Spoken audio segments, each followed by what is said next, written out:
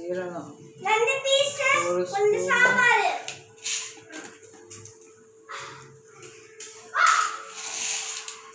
மிளகு ஒரு ஸ்பூன்,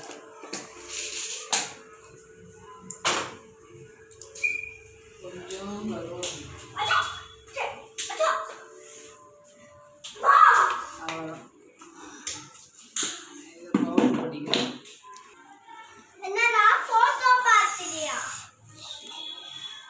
எண்ணெய் ஊற்றிட்டு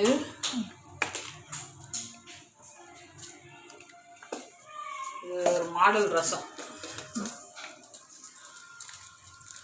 உளுந்து எண்ணெய் காயணும், இன்னும் காயில. கடுகு உளுந்து ரெண்டையும் போடணும்.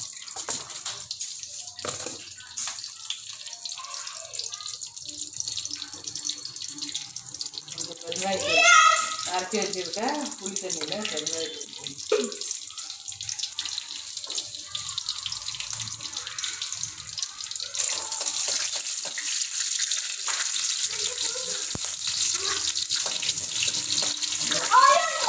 நல்லா செவக்கணும்பா.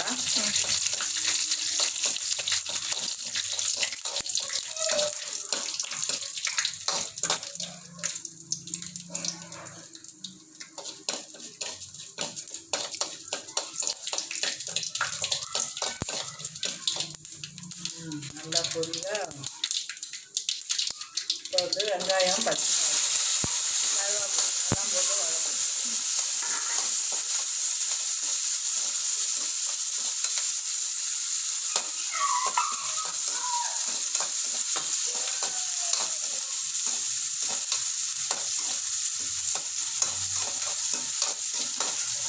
இது மாதிரி ரசம் வச்சால் சூப்பராக இருக்கும்.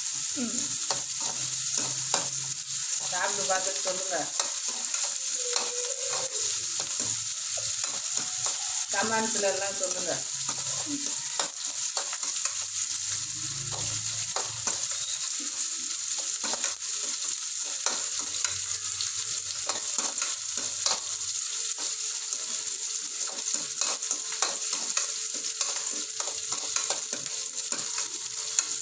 போதும், ரொம்ப அழகாக தான்.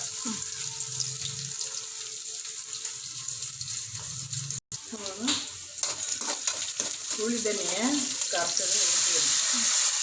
தக்காளி போட்டு கரைச்சி வச்சுருக்கேன். வெங்காயம்லாம் போட்டு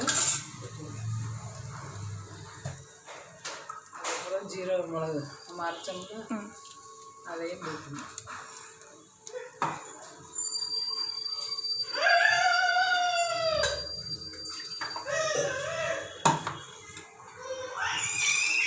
அவ்வளோதான். ரசம் கொதிக்கும் போது பூண்டை தட்டி போடணும்.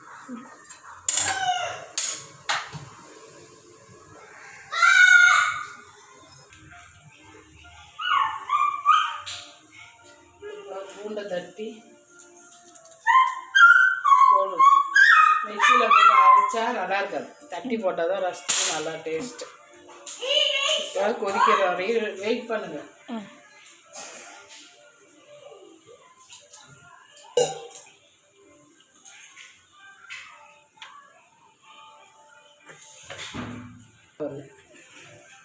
அதனால் கொஞ்சமாக போடுறேன், போடணும்னு அவசியம் இல்லை.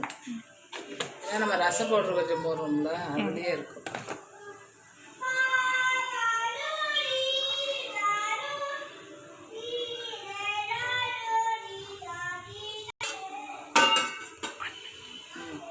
இப்போ கொதிக்க ஆரம்பிச்சிருச்சு ரசம்.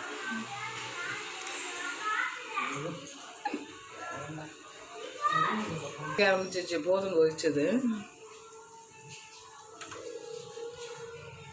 எடுத்து ஊற்றிடலாம்.